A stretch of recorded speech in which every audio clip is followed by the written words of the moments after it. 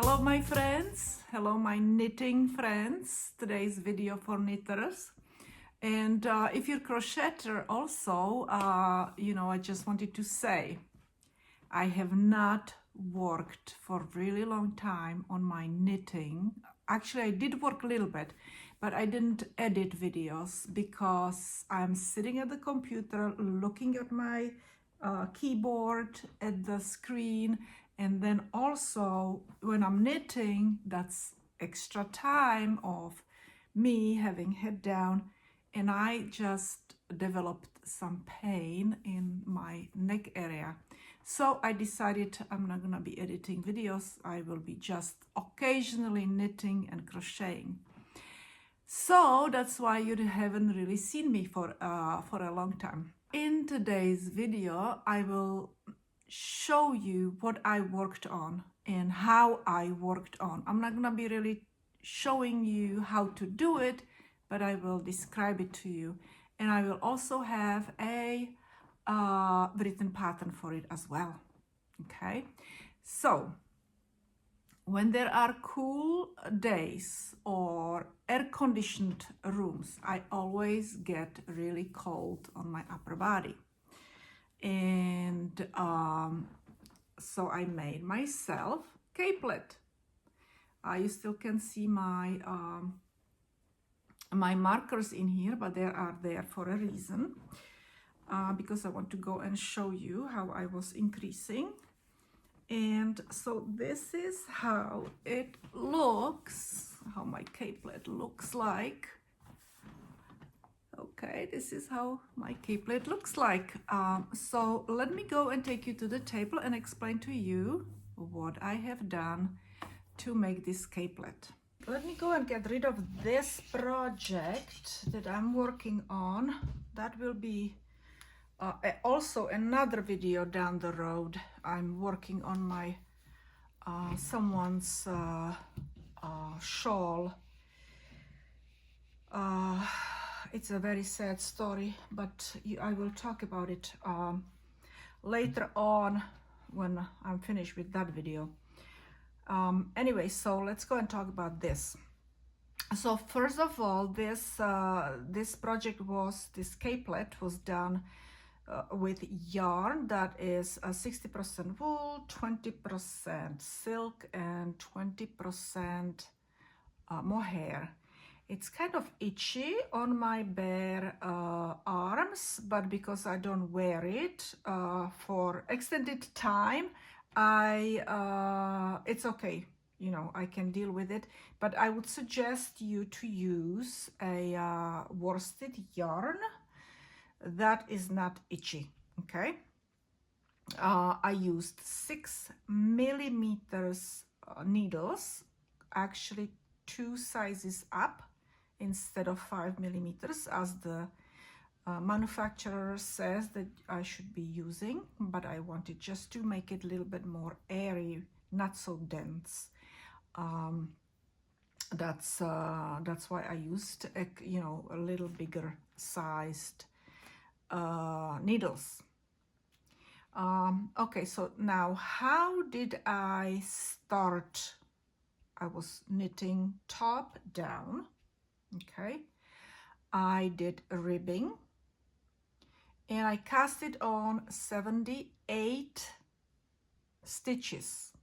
Okay, and I am size medium, and you saw probably how approximately it was sitting on my neck. You can go and replay the video if you want to.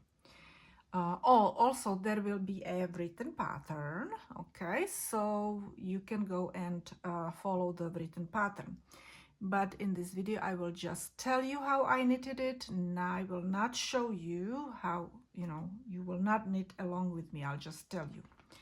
So I did 6 rows of ribbing, knit and purl stitches, and then in my first row I started increasing every so often in here, and every so often was that I would knit 7 stitches and make 1 in between the stitches. Okay, so I would twist the yarn right, I would make 1 right, M1R. Then I would knit again 7 stitches and I would make 1. After I did 7 stitches, make 1, 7 stitches, make 1, I came to the end and I had left over 8 stitches. Okay, so I just knitted 8 stitches and I did not increase at that time, because when I did 7 stitches and I made 1, that was 8 stitches. So my last 8 stitches already had that increase, because you remember I started on 78 stitches. So basically I was increasing between after 7 stitches, that would be 77 stitches. Since I had extra stitch, I didn't have to increase. However, when I was doing another increase, after I knitted 1 row with no increases, I did increase. I would knit 8 stitches, make 1, 8 stitches, make 1, and so on. And in that third row of increases, or second time increases, I did increase at the end of that row, because I did have to increase. Okay, I had 8 stitches, but I needed to make it into 9 stitches. Okay, so 8 stitches plus make 1 is 9 stitches. So I had to do it here at the end. And then I started increasing also the distance between my increases. So here I had like two rows, I think. Over here I would have 3 rows, and then it started being 4 rows. And I repeated my 4 rows. Okay, and those four rows I repeated 7 times. Again, everything is written in my pattern. After I did my last increase, I knitted few rows and did my design over here, which is yarn over, knit 2 together, knit few stitches, yarn over, knit 2 together, knit few stitches, again written in the pattern. Then of course I started with purl row, and then after I did my yarn over and knit 2 together, I knitted 1 entire row without doing anything, and then I did again purl row, few stitches over here, few rows, and I repeated this pattern in here, few rows, and then I did pattern here that I did my yarn overs, knit 2 together every single time. Yarn over, knit 2 together, yarn over, knit 2 together. Then couple of rows over here, again written, how many rows I did is written in my pattern. Repeated this pattern with again purl stitches in between my yarn overs. The yarn overs between my purl stitches, not the other way around. Oh my gosh, I'm getting crazy here.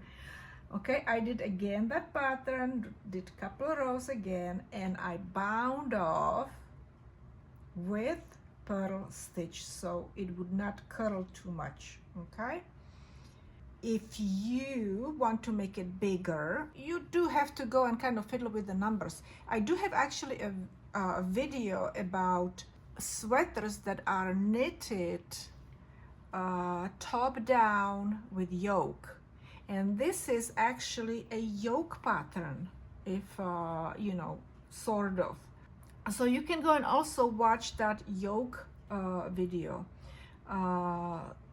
to figure out how many stitches you would like to go and do it. With increases you can go, but you see, I had to go from even number of stitches into odd numbers of stitches. So you need to go and figure that out as well. I wanted to also share something else with you, and that is, look at this. This is my husband's sweater. Okay, this is his sweater, And I was knitting, this sweater was my Raglan, okay? And I do have also a video on how to count the stitches for Raglan for different sizes. You can go and adjust it. So it's a very, very simple Raglan sweater. Okay, the main design in this sweater is the colors that they change. And so I really didn't have to go and do any pattern, just make it very simple, and it's a beautiful sweater. My husband loves it. And so again, I do have a video on how to knit this type of Raglan sweater, and I have a video on how to count your stitches for your size for Raglan sweater as well. All right, so that's about it, what I wanted to talk about. This project, Capelet project, and hopefully you like this video. So do not forget that I do have links below the video for my blog and playlist. Like my video, okay, thumbs up. Comment on my video, I love those. Share my video with your family and friends. And don't forget to subscribe to my channel if you want to be if you want to see more videos. And follow me on social media. I post all different kinds of things, flowers and birds and bugs and nature and stuff like that as well, not only my knitting videos. And that's about it, ladies and gentlemen. Thank you, and you will see me another time.